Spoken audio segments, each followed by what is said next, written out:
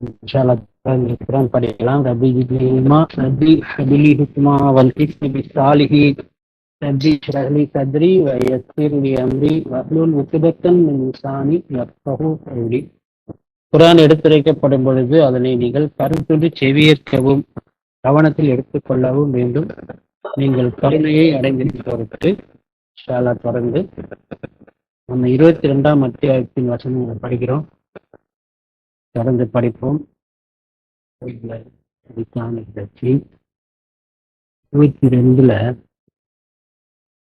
22 19 படிக்கணும்.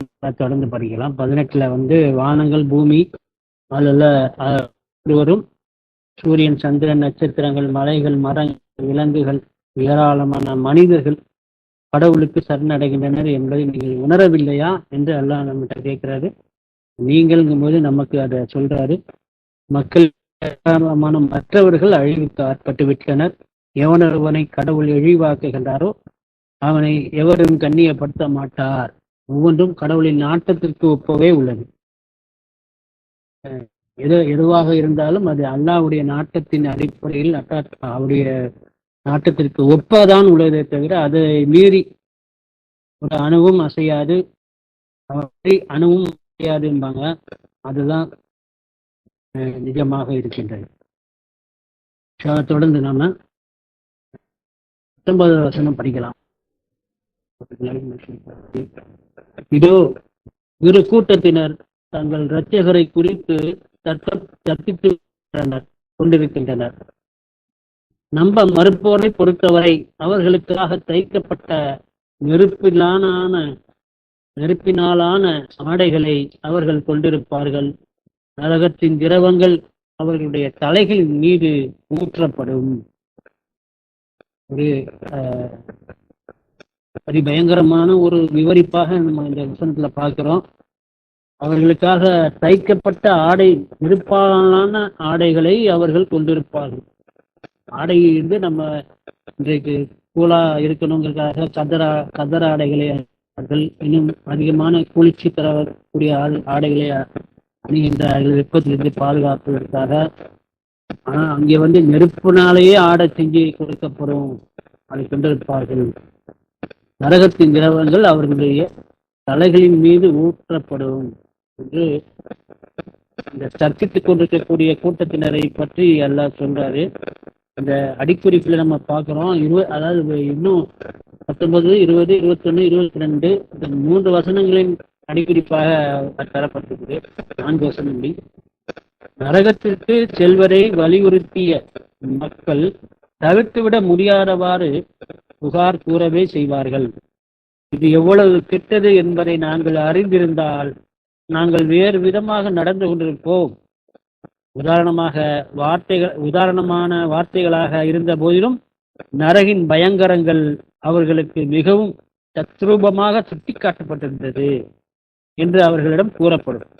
சொர்க்கமும் நரகமும் ஏறத்தாழ ஒரே சீராக இணைத்தே குர்ஆனில் குறிப்பிடப்படுவது கவனிக்கப்பட வேண்டிய அம்சமாகும் அப்படின்னு சொல்லி ஃபுட்நோட் அடிக்குறிப்புல பார்க்கிறோம். அது எவ்வளவு பயங்கரமான ஒரு விஷயமாக இருக்கிறது. மிகவும் தத்ரூபமாக இதுதான் நடக்கப் போகிறது, இன்னதான் நடக்கப் போகின்றது, இதில்தான் நீங்கள் நம்ப மறுப்பவர்களாகி நீங்கள் இருக்கப் போகின்றீர்கள் என்பதை துல்லியமாக சொல்லப்படுகின்றது. அதை சொல்லாம அவங்கள நரகவாசிகளை ஆக்கியிருந்தா அதை பற்றி அவங்களுக்கு அறிவு கொடுக்கப்படாமல் சொல்லப்படாமல் நாங்க இதெல்லாம் இவ்வளவு பயங்கரமானது தெரிஞ்சிருந்தா நாங்க ஏன் நம்ப மறுத்துக்க போறோம், உன்னுடைய புகழாரங்களை நாங்களும் துதித்திருப்போமே, நாங்களும் உண்மை ஏற்றுக்கொண்டிருப்போமே, எங்களுக்கு தெரியாம போயிடுச்சே, தெரிஞ்சிருந்தா நாங்க அது மாதிரி செஞ்சிருக்க மாட்டோமே, தப்பு செஞ்சிருக்க மாட்டோமே அங்கே கதறுவார்கள். அதுக்கு இடமில்லாமல் அல்லாஹ் இங்க எல்லா விவரங்களையும் இந்த குர்ஆனிலே எடுத்து வைத்திருக்கின்றார். அதுக்கு முந்தைய வேதங்களிலும் அந்த எச்சரிக்கைகள் எடுத்துரைக்கப்பட்டிருக்கின்றன என்பதை நம்ம பார்க்கிறோம்.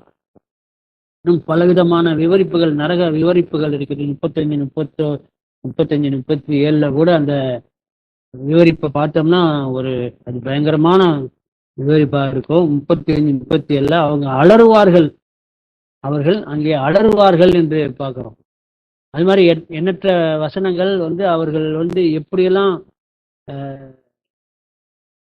துன்புறுவார்கள் நரகத்திலே, அந்த தீ கனலுக்கும் ஒரு சுழன்று வருவார்கள், தீ கனலுக்குள்ள சுழன்று வருவார்கள் என்ற ஒரு வசனத்துல இருக்குது.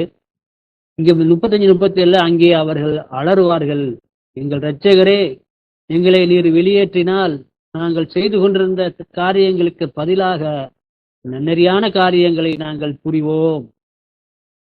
அடுத்து சொல்றாரு, கவனத்தில் எடுத்துக்கொள்ளக்கூடியவர்களுக்கு தொடர்ந்த நினைவூட்டல்களுடன் ஒரு வாழ்க்கை முழுவதுமான வாய்ப்பை உங்களுக்கு நாம் தரவில்லையா? எச்சரிப்பவரை நீங்கள் பெற்றுக்கொள்ளவில்லையா? எனவே விளைவுகளை சூங்கள். வரம்பு மீறியவர்கள் தங்களுக்கு உதவி செய்ய எவரையும் கொண்டிருக்க மாட்டார்கள். இதான் அங்கே நிலைமையா இருக்கும். கத்தினாலும் அது துன்பத்தை அனுபவித்தாலும் அதில் பொறுமையாக இருந்தாலும் பொறுமையாக இல்லாமல் போனாலும் எல்லாமே அவங்களுக்கு ஒன்றுதான். அதுல இருந்து அவங்களால மீளவும் முடியாது. அதை பற்றி அதை ஒரு உதவியாளரையும் எவ்வளவு ஒரு துன்பகரமான நம்ம இன்றைக்கு எண்ணி பார்க்க வேண்டுமே தவிர, அந்த காலம் கடந்த நிலையிலே, தாமதமாகிவிட்ட நிலையிலே அவர்கள் அதனை எண்ணி பார்ப்பது எந்த பயனும் தராது என்பதை நிறைய வசனங்களை அதை பார்க்கலாம். அதான் 84 40ஆம் அத்தியாயம் 84 அப்படிங்கிற அத்தியாயம். அதன் பின்னர் நம் தண்டனையை அவர்கள் கண்டபோது அவர்கள் கூறினர், இப்போது நாங்கள் கடவுள் மட்டும் என்பதில் நம்பிக்கை கொள்கின்றோம். மேலும் நாங்கள் செயல்படுத்திக் கொண்டிருந்த போலி தெய்வ வழிபாட்டை நாங்கள் நிராகரிக்கின்றோம். தப்பு போலி தெய்வ வழிபாடு செஞ்சுட்டு இருந்தோம், இனிமேல் நாங்கள் செய்ய மாட்டோம். இப்போது நாங்கள் கடவுள் மட்டும்ங்கிறத நம்பிக்கை கொள்றோம். அந்த தண்டனையை கண்டவன சொல்றான். அதுக்கு அவருடைய பதிலா அடுத்த வசனத்துல, நம் தண்டனையை அவர்கள் கண்டுவிட்டவுடன் அவர்களுடைய நம்பிக்கை அப்போது அவர்களுக்கு சிறிதளவும் உதவிட இயலவில்லை. அவர்களுடைய சொல்றாரு, அவருடைய படைப்புகளை நிர்வகிப்பதற்காக நிலைநாட்டப்பட்டுள்ள கடவுளின் வழிமுறை இத்தகையதேயாகும். நம்ப மறுப்பவர்கள் எப்போதும் அழிந்தே போவார்கள். அதனுடைய உபதலைப்புல கூட மிகவும் தாமதம் என்று அதை கொடுத்திருப்பாரு. அந்த மிகவும் தாமதமான அந்த அவங்களுடைய வருந்துதல், திரும்புதல் அவங்களுக்கு எந்த வகையிலும் அது பலனளிக்க போவதில்லை. அது மாற்றி அமைக்க முடியாத ஒரு அந்த இதே அத்தியாயத்தின் 56 அந்நாளில் நம்ப மறுப்பவர்களின் மன்னிப்பு கோருதல்கள் அவர்களுக்கு பயன் அளிக்காது. அவர்கள் கண்டனத்திற்கு உள்ளாகிவிட்டனர், அவர்கள் மோசமான விதிக்கு உள்ளாகிவிட்டனர் என்று சொல்றாரு.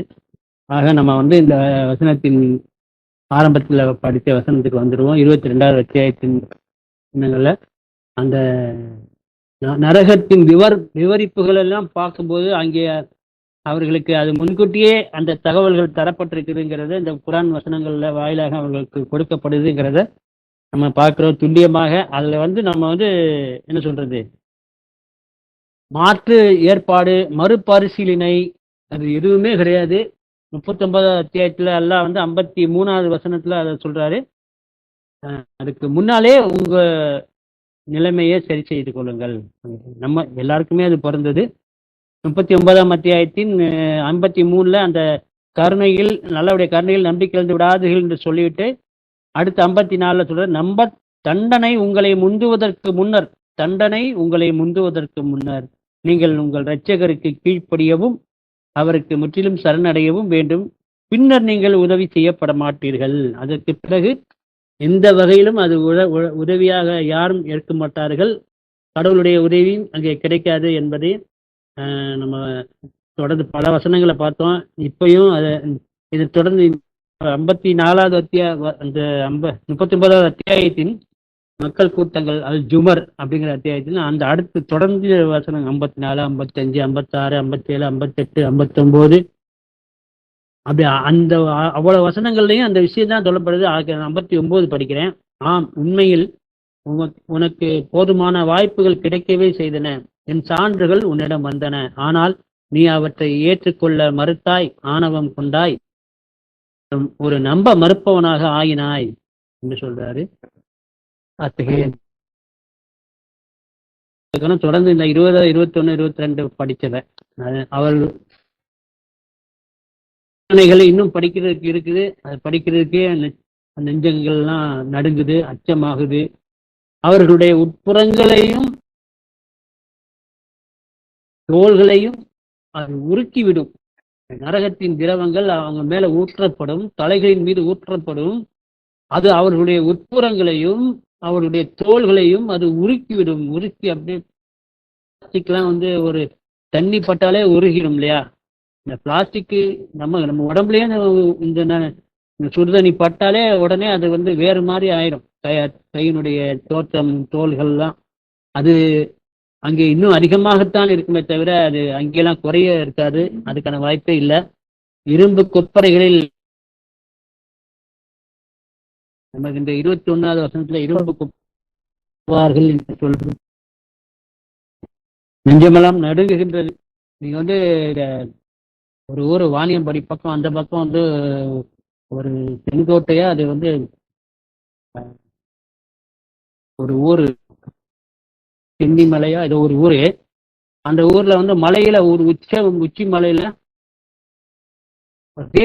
ஜெய்சிங் ராஜாவுடைய நாடு அது. அந்த ஊர் பேர் எனக்கு சரியா ஞாபகம் இல்லை.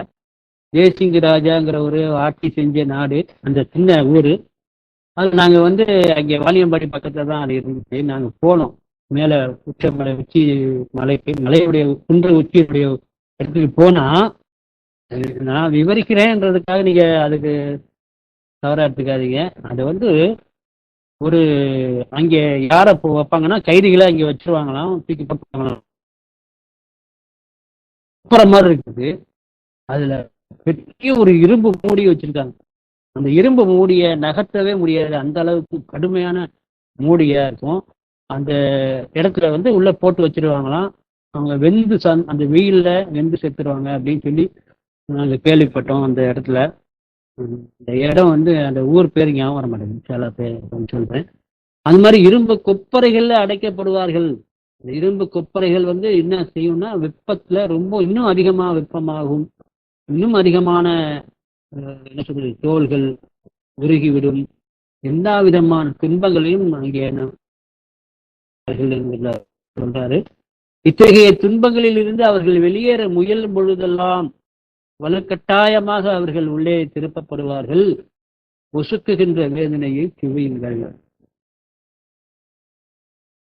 அந்த ஒசுக்குகின்ற வேதனையிலிருந்து நம்மளை காத்து கிருபை செய்யணும். நம்ம எத்தனையோ வசனங்களை படிக்கிறோம். மற்ற வசனங்கள்ல ஆறுதல் அளிக்கக்கூடிய வசனங்கள், மன்னிப்பு கேட்க வேண்டிய வசனங்கள், நம்மளோட இதயத்தை தொந்தரவு செய்கின்ற எந்த ஒன்றுக்கும் நிவாரணமாக இருக்கக்கூடிய வசனங்கள். அதுதான் நல்லா சொல்றாரு, உங்களுடைய இதயங்களை தொந்தரவு செய்யக்கூடிய எந்த ஒன்றுக்கும் இதுல நிவாரணம் இருக்கிறது, கண்டிப்பா இருக்கிறது அப்படி சொல்றாரு. அதுக்கெல்லாம் நம்ம படிக்கும் போது ஒரு மனசு மகிழ்ச்சியாகவும் சந்தோஷமாகவும் உணர்றோம். ஆனா இந்த மாதிரியான வசனங்களை படிக்கும்போது எப்படி அதை நம்ம கிரகிக்கிறது, எப்படி அதை நம்ம, ஏன்னா அது ஒரு நிகழ்வு, நடக்க இருக்கின்ற மறு உலகம் என்பது தவிர்த்து விட இயலாதது என்று சொல்றாரு. அது போன ஞாயிற்றுக்கிழமை குரான் வகுப்புல பார்த்தோம் அந்த வசனத்தை, 83வது அத்தியாயத்தில். விடுகின்றது. அதுல என்ன சொல்றது, 2வது செகண்ட் ஸ்டார்ட்டுக்கே இடம் இல்லை. அப்படிப்பட்ட ஒன்று நடக்க இருக்கின்றது. 53ஆம்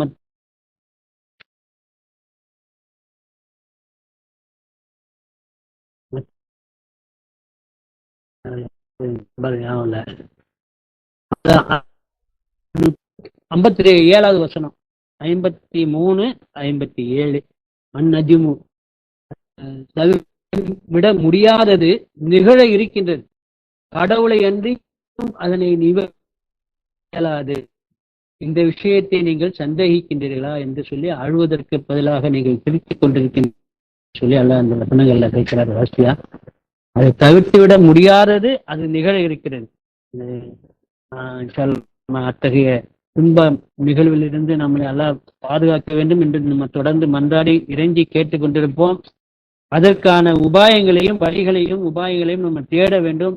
அதுக்கு நம்ம என்ன செய்ய வேணும்னா அடிக்கடி அஸ்தக்ஃபிருல்லாஹ், மன்னிப்பு கேட்க அல்லாஹ்ட்ட பாவம் வந்து கோர வேண்டும். அல்லாஹ்விடத்திலே இறங்கி பிரார்த்திக்க வேண்டும். அல்லாஹ்விடத்திலே அல்லாஹ்வை நினைவு கூறுவதற்கு அதிகமான நேரங்களை எடுத்துக்கொள்ள வேண்டும். இன்னும் நிறைய விஷயங்களே அதுல நம்ம இருக்கு. நம்ம வந்து பேசணும், ஒருவர் மற்றவருடன் என்ன மாதிரி இருக்குது, இது எப்படி, அது எப்படி, அது என்ன, இது ஏன் இந்த மாதிரி வசனங்கள் இந்த மாதிரி சொல்லப்பட்டிருக்கு, அதனுடைய பொருள் என்ன, இதெல்லாம் உரையாடி கொள்ள வேண்டும். நம்ம டிஸ்கஸ் பண்ண வேண்டும். டச்சில் இருந்து கொண்டே இருக்க வேண்டும். டச்சில் இல்லைன்னா நம்ம நிச்சயமா வந்து நம்ம மூளை மழுங்கி போயிடும். நம்ம வந்து என்ன சொல்றது, இதயங்கள் கடினமாகி போய்விடும். அதை நம்ம அடிக்கடி ஞாபகப்படுத்திக்கலாம். 57ஆம் அத்தியாயம் 16வது வசனத்துல சொல்லப்படுது. கடற்காகவும் இதிலே வெளிப்படுத்தப்பட்டுள்ள சத்தியத்திற்காகவும் நம்பிக்கை கொண்டவர்களுடைய இதயங்கள் தங்களுடைய இதயங்களை தெரிந்து கொள்ள வேண்டிய நேரம் இது இல்லையா?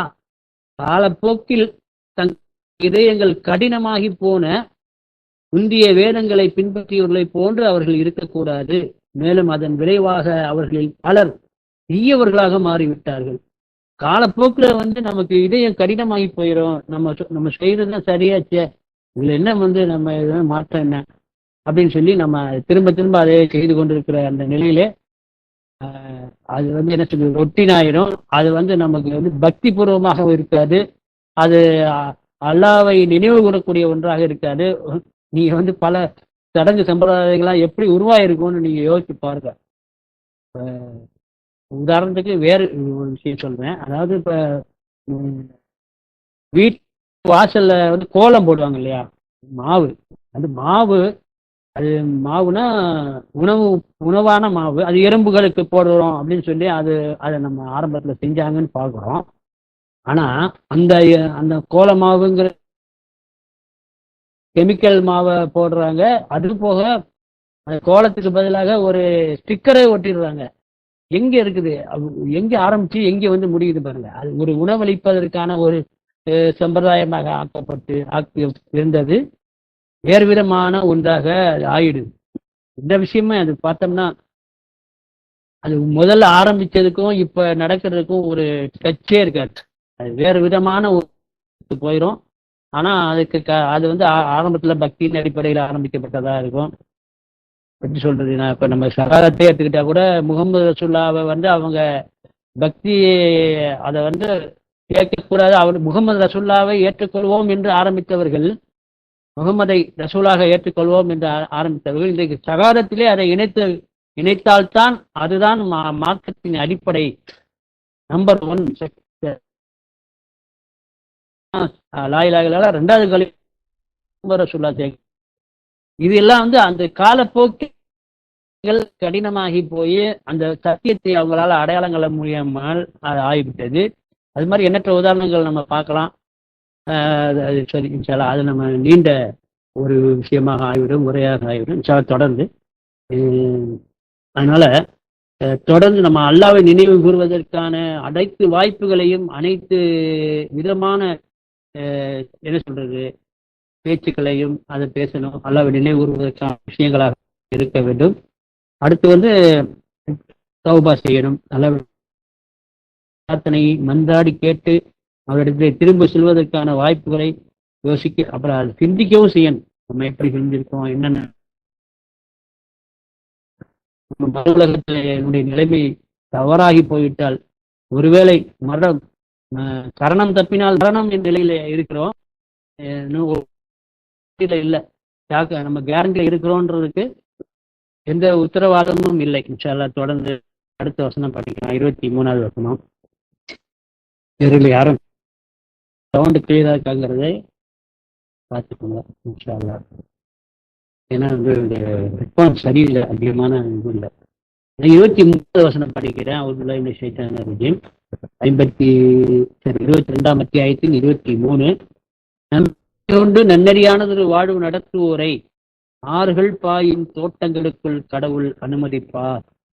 முத்துக்களிலுமான கடகங்கள் கொண்டு அங்கே அவர்கள் அலங்கரிக்கப்படுவார்கள். மேலும் அவருடைய ஆடைகள் பட்டாக இருக்கும். அதான் அது அலைகளா உள்டாவா இருக்குது. நரகம் எவ்வளவு பயங்கரமானதோ அது இப்படி பார்க்கணும். சுவனம் எவ்வளவு ஆனந்தமயமானதோ, எவ்வளவு இருக்கிறதோ கணிக்க இயலாது அப்படின்னு கூட சொல்றாரு. கணிக்க இயலாத அளவுக்கு மகிழ்ச்சி காத்துக் கொண்டிருக்குது. ஆனால் அதை தவறிவிட்டு விட்டோம் என்றால், அதனை மிஸ் பண்ணிட்டோம்னா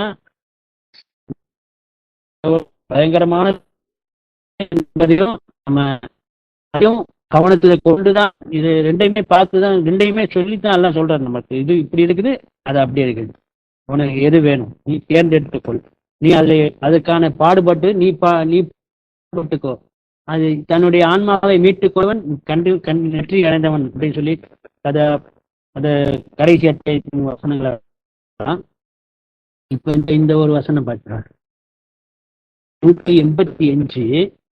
அதுல சொல்றாரு, ஒவ்வொரு நபரும் மரணத்தை சுவைப்பார், பின்னர் மீண்டும் உயிர்த்தெழுப்பப்படும் நாளில் உங்களுடைய வெகுமதிகளை நீங்கள் பெறுவீர்கள். நரகத்தினின்றும் 385 நரகத்தை விட்டு நூலிழையிலேனும் நரகத்தை விட்டு தப்பித்து சொர்க்கத்தை அடைகின்ற எவரும் ஒரு மாபெரும் வெற்றியை அடைந்து விட்டார். இந்த உலகத்தின் வாழ்வானது ஒரு மாயை என்பதை விட அதிகம். அந்த அதை ஜஸ்ட் மிஸ் பண்றதுன்னு சொல்லி, அது barely misses, however barely misses hell அப்படின்னு அந்த இங்கிலீஷ்ல கொடுத்துருப்பாங்க. அதை வந்து நம்ம மிஸ் பண்ணணும். அதை ஜஸ்ட் அப்படி தப்பிச்சாலே அது மாபெரும் வெற்றி என்று சொல்றாரு. அதுல இருந்து தப்பிச்சாலே இப்ப நம்ம ஒரு இடத்துல விட்டு ஒரு இடத்துல ஜம்ப் பண்றோம், ஜம்ப் பண்ணும் போது இங்கிட்டு விழுந்தா அது நெருப்பா இருக்குது, இந்த பக்கம் விழுந்தா சோனம், அப்படி அந்த விட்டு ஜஸ்ட் மிஸ் பண்ணிட்டாலே, இந்த காலை அங்கே வைக்காம இந்த பக்கம் வச்சாலே நமக்கு தப்பிச்சிருவோம். பெரிய அளவுல ஒரு மகத்தான வெற்றியாக அது இருக்கும் என்று நம்ம பார்க்கிறோம் அந்த 185வது வசனத்துல. அதனால சுவனத்தை நம்ம மகிழ்ச்சி அடைகிறதுக்கு நேரத்துல அந்த நரகத்தையும் அதனுடைய விவரிப்புகளையும் நம்ம கவனித்து பார்த்து அதுல இருந்து மீள்வதற்கான பிரயத்தனங்களையும் அத்தனை பாடுபடுதல்களையும் நம்ம செய்ய வேண்டும். கொஞ்சமும் கவனம் இல்லாமல் எதுலையாவது முழு கவனத்தை செலுத்திவிட்டு இதை நம்ம கொஞ்சம் கோட்டை விட்டுட்டோம்னா முடிஞ்சு போச்சு நம்ம கதை. அதுக்காகத்தான் நம்ம அடிக்கடி தொடர்ந்து நினைவூட்டி கொண்டே இருக்க வேண்டும். நினைவூட்டல் என்பது என்ன சொல்றது, அது ஒரு குறிப்பிட்ட காலத்து வரைக்கும் அது நினைவூட்டல் அப்படியே சாதாரணமாயிரும். அது சரி தெரிஞ்ச விஷயம் தானே அப்படின்னு சொல்லி அதை பற்றிய ஒரு கவனம் குறைந்து அது காலப்போக்கில் நம்முடைய இதயங்கள் கடினமாகி போயிடும். அதனால ரொம்ப கவனமா இருக்க வேண்டும். இன்ஷால்லா திரும்ப திரும்ப ரெஃப்ரெஷ் பண்ணிக்கிட்டே இருக்க வேண்டும். அப்படி இல்லைன்னா நம்ம என்ன சொல்றது, எங்கே நிற்கிறோம்னு நமக்கே தெரியாது. சரி, 24வது வசனம், நல்ல வழி நடத்தப்பட்டவர்களாக அவர்கள் இருந்தனர்.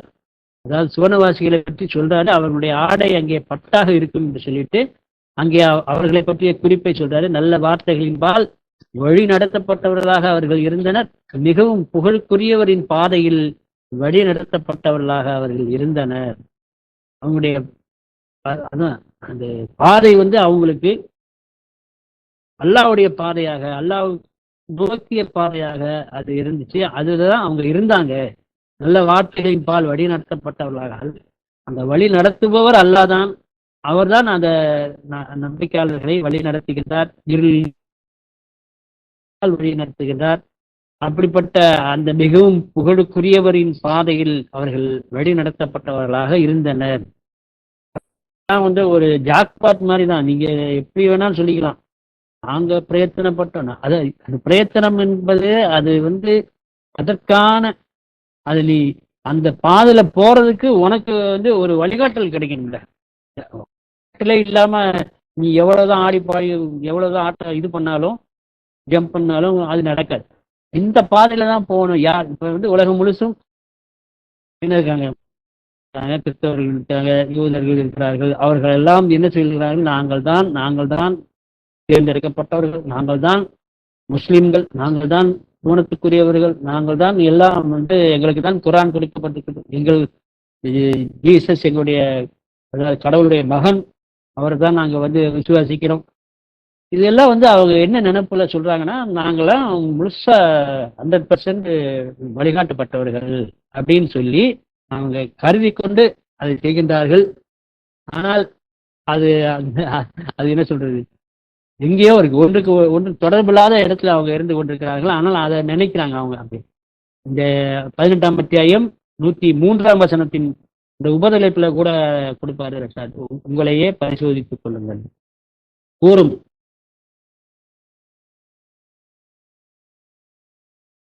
கூறட்டுமா? எவர்களுடைய காரியங்கள் இந்த வாழ்வில் முற்றிலும் வழி தவறியதாக இருந்த போதிலும் நாங்கள் நல்ல காரியங்கள் செய்வதாக எண்ணிக்கொண்டிருக்கிறார்களோ அவர்கள்தான், அவங்களுடைய காரியங்கள் முழுக்க முழுக்க வழி தவறியதாக இருந்தாலோ அவங்கதான் நாங்க நல்ல காரியங்கள் செய்து கொண்டிருக்கிறோம், சரியான காரியங்களை, கடவுளுக்கு ஓப்பான காரியங்களை நாங்கள் செய்து கொண்டிருக்கிறோம் என்று அவங்க மனசுக்குள்ள எண்ணிக்கொண்டு அது புலங்காங்கிதம் அடைந்து கொண்டு அதுல இருந்து தங்களுடைய தங்களுக்கிடையே இருக்கக்கூடிய பொறாமையின் காரணமாக அவர்கள் பிரிந்து கொண்டு சிதறி போய் கொண்டு இருந்து அதை செய்கின்றார்கள் என்கிற பார்க்கலாம். ஆனாலும் அது அவர்களுக்கு முழுக்க முழுக்க நஷ்டத்தை தரக்கூடிய, மோசமான நஷ்டத்தை தரக்கூடியதாக இருக்கும். சில தொடர்ந்து அடுத்த அமர்வுல படிப்போம், கற்றுக்கொள்வோம். பார்த்திகா. பிஸ்மில்லாஹிர் ரஹ்மானிர் ரஹீம். அல்ஹம்துலில்லாஹி ரப்பில் ஆலமீன் அர்ரஹ்மானிர் ரஹீம் மாலிகி யௌமிddin இய்யாக நஅபுது வ இய்யாக நஸ்தஈன் இஹ்தின ஸிராத்தல் முஸ்தகீம் ஸிராத்தல் லதீன அன்அம்த அலைஹிம் கைரில் மக்தூபி அலைஹிம் வலத்தாலீன். மஷாஅல்லாஹ். அஸ்ஸலாமு அலைக்கும். ஆமா, இப்போ சொன்ன மாதிரி சொர்க்கத்துக்காக பாடுபடுறோம் அப்படின்ற ஒரு மைண்ட் செட்டோட நம்ம பாடுபட்டோம் அப்படின்னாக்கா, அது ஏதாவது முன்ன பின்ன வந்துச்சுனாக்கா ஒன்றும் மேலான சொர்க்கம் இல்லை கீழான சொர்க்கம் அப்படிதானே கிடைக்கும் அப்படின்ற ஒரு அசால்ட்னஸ் தான் வருது அப்படிங்கிற மாதிரி தோணுது. ஆனா நரகத்துல இருந்து தப்பிக்கணும்னு நம்ம பாடுபடும் போது நம்மளுடைய முயற்சி இன்ஷால்லா எங்கேயுமே குறைவில்லாம இருக்கும். அதுக்கான ஒரு உணர்வை இதுவாக்கணும் இன்ஷால்லா. நல்ல ஒரு நினைவூட்டல், சிறப்பான ஒரு ஆக்கம். வலைக்கும் சலாம். அல்ஹம்துலில்லாஹ். பிஸ்மில்லாஹிர் ரஹ்மானிர் ரஹீம். அல்ஹம்துலில்லாஹி ரப்பில் ஆலமீன் அர்ரஹ்மானிர் ரஹீம் மாலிகி யௌமிddin.